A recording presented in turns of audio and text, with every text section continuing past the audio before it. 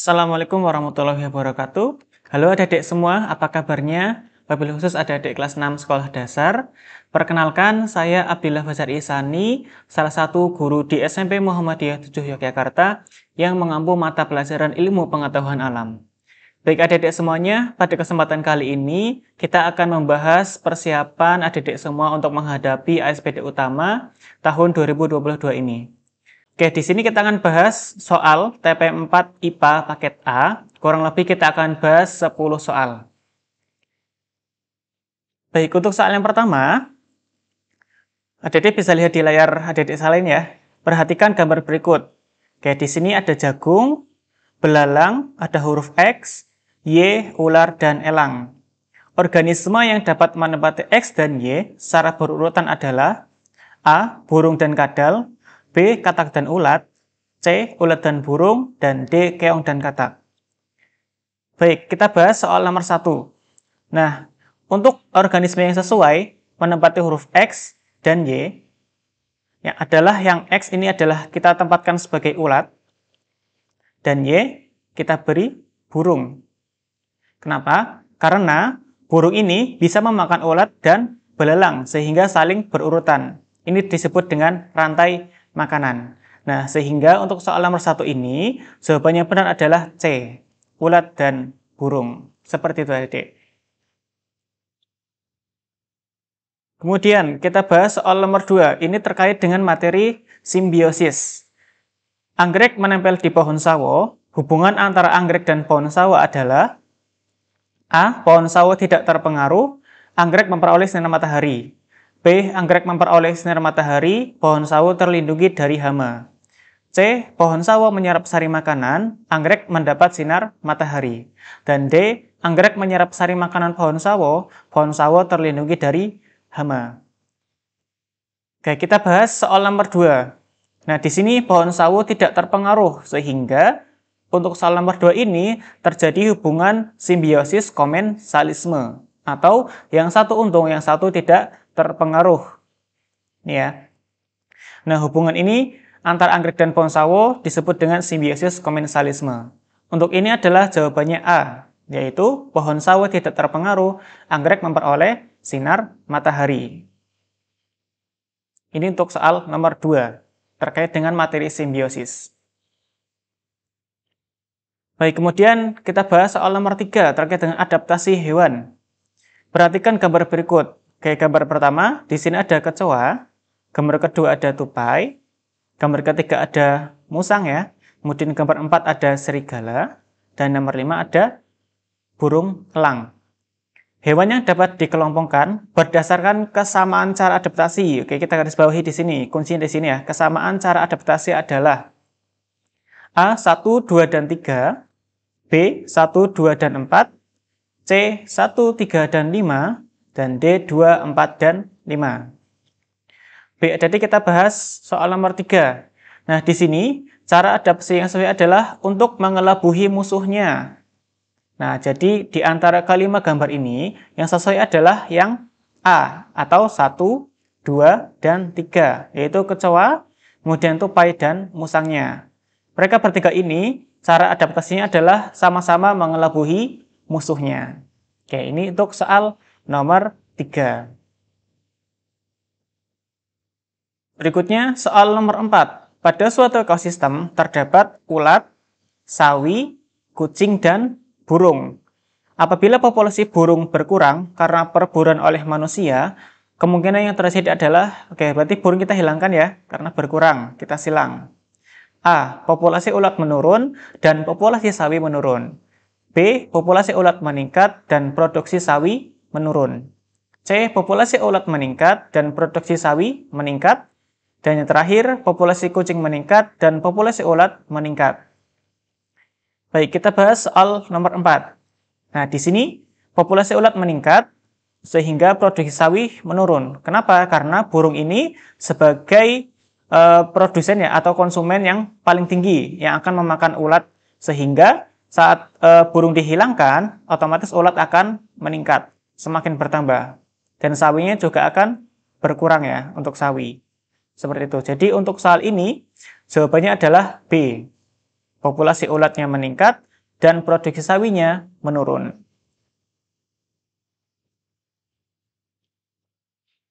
Berikutnya kita bahas soal berikutnya nomor 5. Penggunaan sabun untuk kebutuhan sehari-hari semakin meningkat. Pembuangan limbah sapu rumah tangga yang berlebihan ke sungai juga mengalami peningkatan. Kayak kita garis bawahi di sini ya. Pembuangan limbah rumah tangga yang berlebihan. Hal ini akan menimbulkan dampak negatif bagi keseimbangan lingkungan.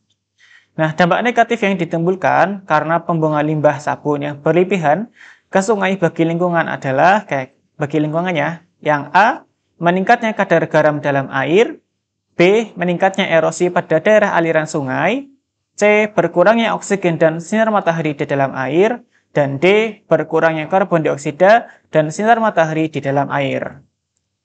Baik, jadi kita bahas soal nomor 5.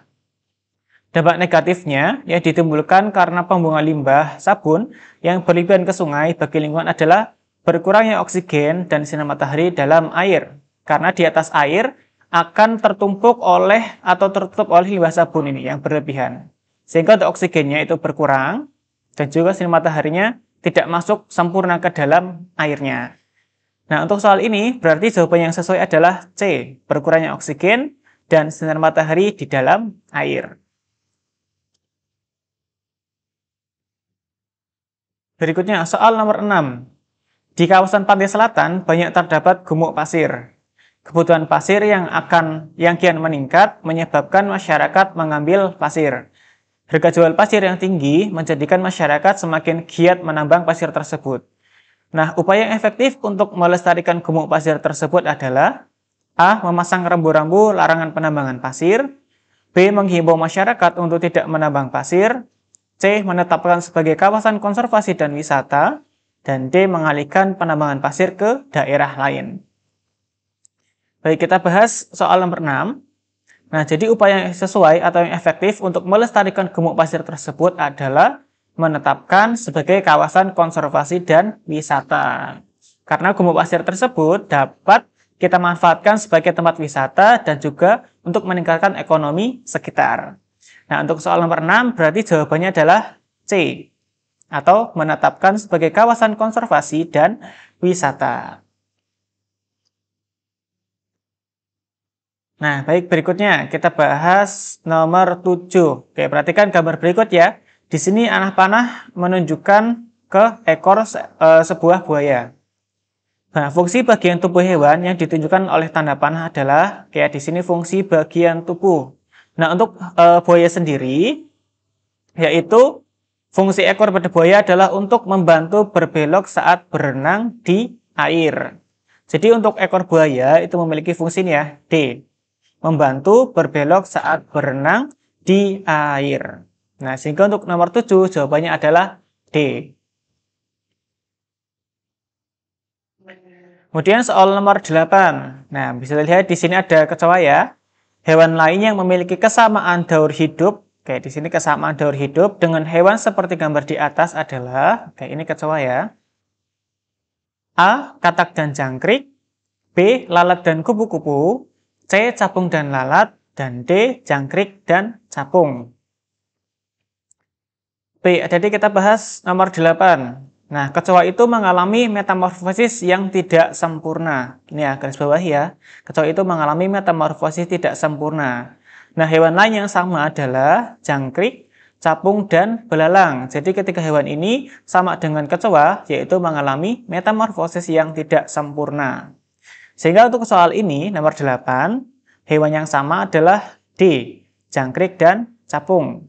Karena jangkrik dan capung ini memiliki metamorfosis yang tidak sempurna. Berikutnya masih sama ya, ini terkait dengan kesamaan daur hidupnya, soal nomor 9. Baik, perhatikan gambar berikut. Oke, di sini hewan yang mengalami tahapan daur hidup yang sama dengan hewan pada gambar tersebut adalah, oke adik-adik, gambar ini nomor 9 adalah tentang gambar lebah ya, atau hewan lebah. Lebah itu mengalami metamorfosis sempurna atau terbalikan dari kecoa tadi.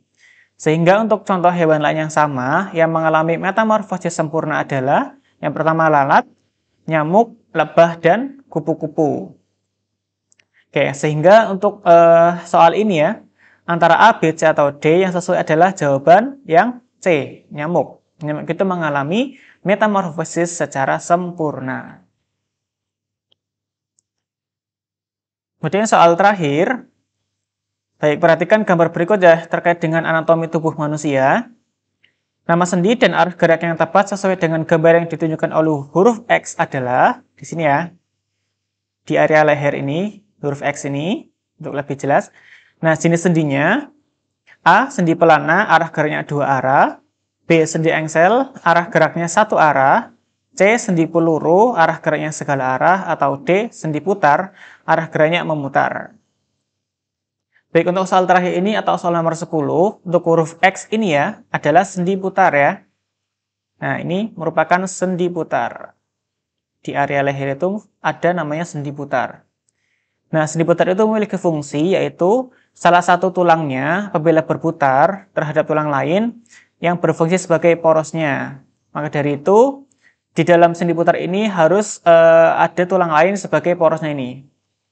Sehingga untuk soal ini, soal nomor 10, jawabannya sesuai adalah yang D, sendi putar. Arah geraknya memutar. Kalian bisa coba sendiri ya, misal putar-putar itu bisa. Nah, ini merupakan di sini adalah sendi putarnya.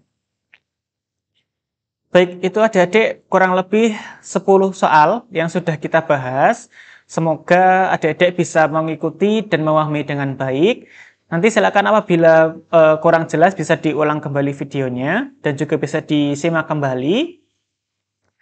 Kita doakan semoga adik-adik semuanya bisa lancar dan sukses menghadapi ujian SPD nanti. Semoga hasilnya memuaskan dan sesuai dengan keinginan adik-adik semuanya. Baik, sekian untuk yang dapat saya sampaikan. Semoga bisa bermanfaat. Kalau ada kurang mohon maaf. Nun wal qalam wa ma yasturun fastabiqul khairat. Wassalamualaikum warahmatullahi wabarakatuh.